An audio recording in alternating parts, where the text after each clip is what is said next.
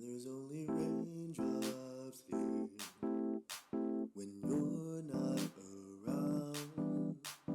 Cold and dark and dreary, I need your presence now.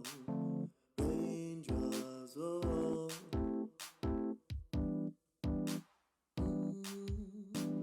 raindrops here.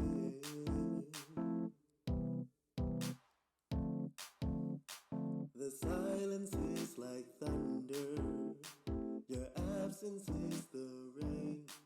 I see it all around me, and then the lightning strikes again.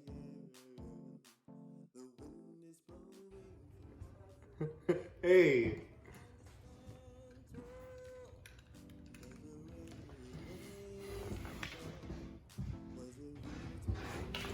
what's good, everybody? Hold on, give me a second. I'm gonna change angles for better lighting and.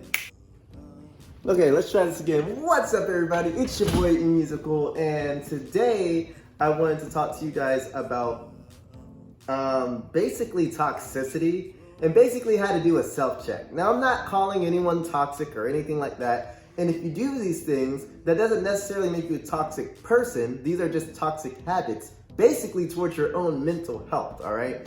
We all have some form of thing that we do that somehow disintegrates at who we are as a person. And it's a daily battle to just be the better you, all right? So again, these are just ways to, check yourself in the mirror and be honest with yourself. Heck, some of these even apply to me, so sometimes I just gotta watch myself. So here are 5 ways to try to make sure you're not toxic. Let's get it. Let's talk about the more serious ones first, all right? One of the first ones that just I've noticed that I used to have a really bad habit about was basically talking about people. I'm someone that a lot of people come to me for advice for, and I wind up giving instruction and things like this. And one thing I had to learn is you can bring a horse to the water, but you can't make it drink. And if you are making it drink, you're probably drowning it. So with that being said, not everyone's gonna take your advice, and that's something I wish I could have learned back then, because then it turned into me just talking about a person's life choices all the time. Oh, I can't believe they did this and blah, blah, blah, blah, after I told them yada, yada, blah, blah, blah, blah, blah. Truth of the matter is, if you didn't want them to, have a chance or a choice to not do what you've instructed or what you advised, then just zip it, because, it's just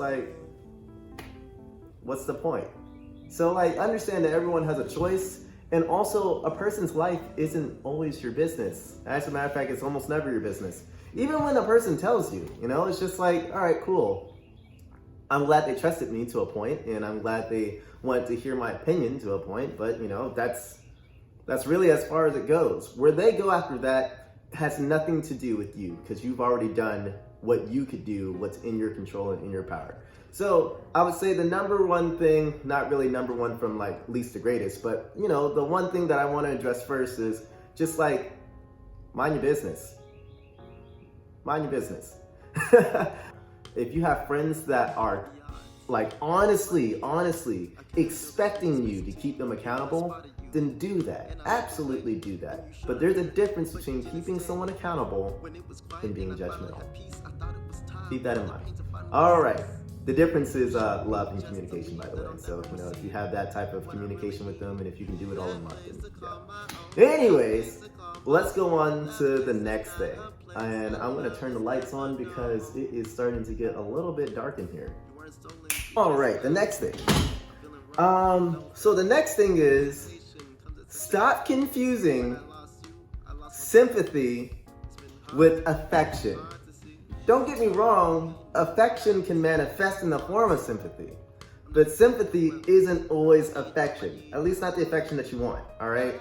Sometimes we try to solicit emotion from other people, and it's just what are you doing? Stop it. You wind up becoming the person that no one wants to be around, because you're either always complaining or always whining about something, or something's always bothering you, or there's always something wrong, when really you just want some attention and some affection And to be honest, you would be a lot better off if you would just say it. Just say, hey, I'm down because I feel like I don't get enough attention or affection. I promise you, they'll probably look at you like you're needy, but at least you were honest and you were saying it and you were opening your mouth and admitting it basically. And people will have a lot more respect for it. And to be honest, if it's family or something like that, or if it's friends, close friends, be like, hey, I kind of just need affection in my life. Or hey, I kind of just, need a little attention because I feel like I don't get any attention at all. Then either A, they're going to remind you that yes, you do, and you're tripping, or B, they're going to be like, oh, okay, and then boom, hugs. But I guarantee you don't want to be that person that just complains all the time. Because one, it's going to completely mess with your psyche. You're going to always feel like there's something wrong because this entire time you've been verbally manifesting that there's something wrong.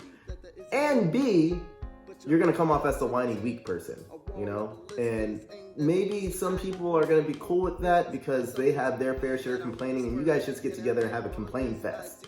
But if you're trying to really grow yourself as an individual, if you're really trying to just get to bigger and greater heights, mentally, spiritually, physically, even physically, relax on the complaining. It's good to vent every now and then, but if you catch yourself complaining all the time, you need to counteract it with some positives. You need to counteract it with just, being grateful and thankful out loud verbally too, That way people are like, yo, this person's all over the place.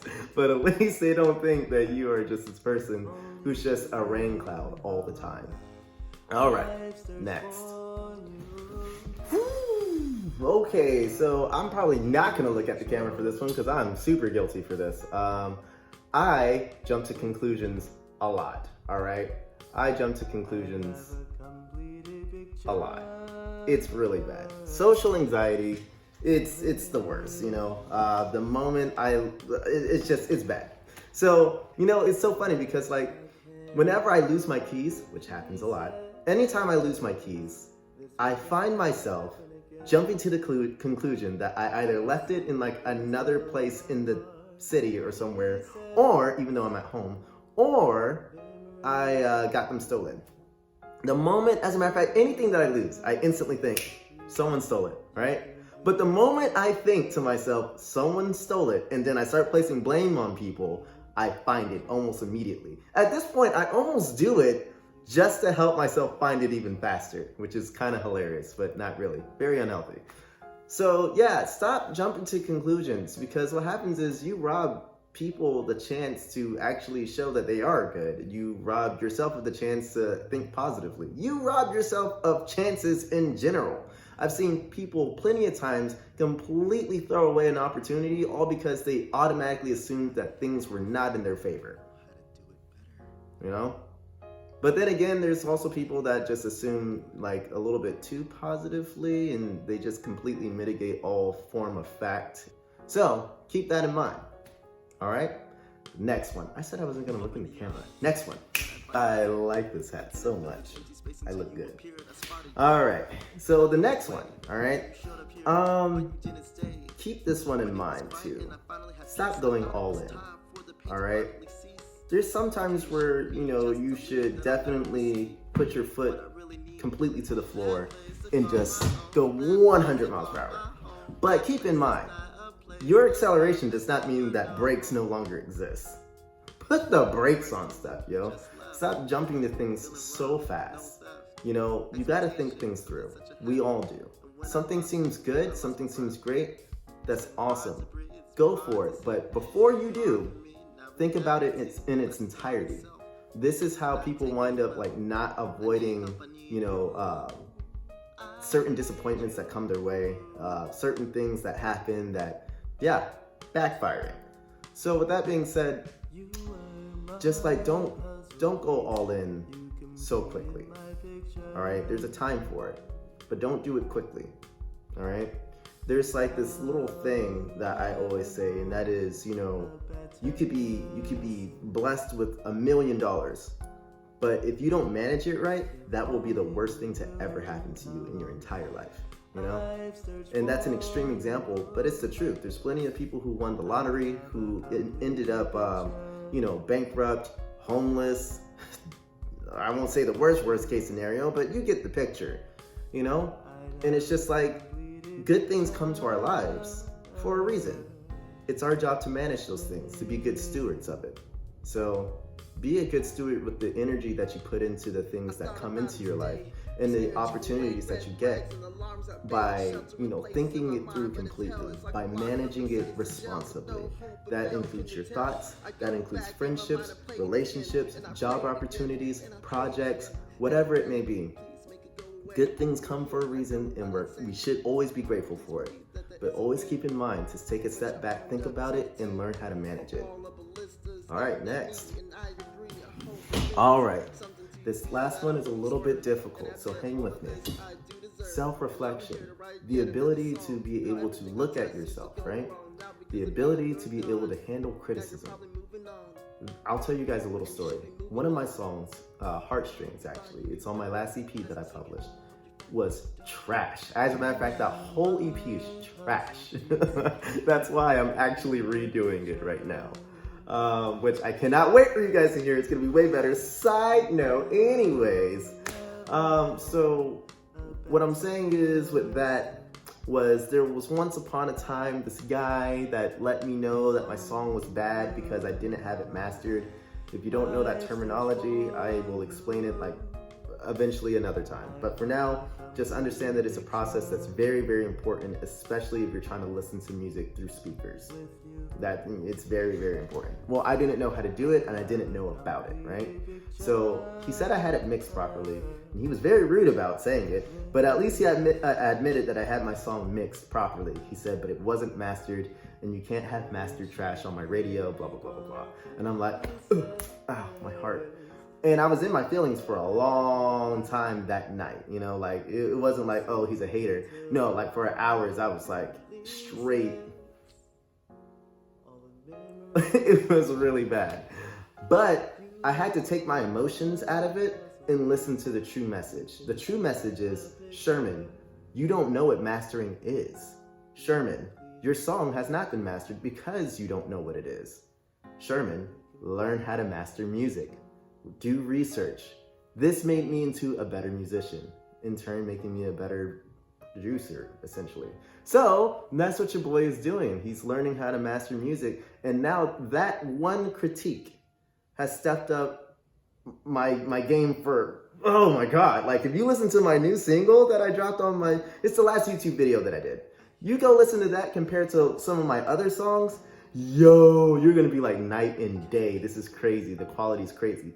All because this one guy who may have been a little bit rude about it actually took the time to say that rude critique, or not necessarily rude, that rough critique. But because I took my emotions out of it and actually listened to the true message, I became a better person.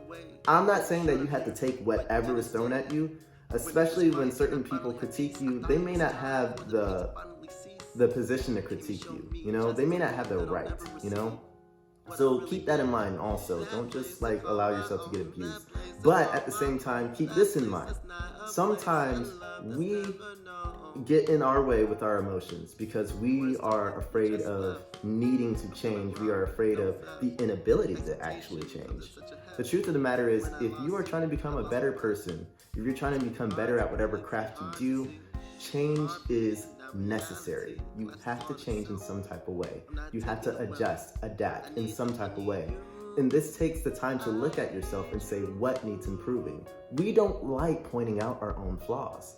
And that's true. We don't like to suck, essentially.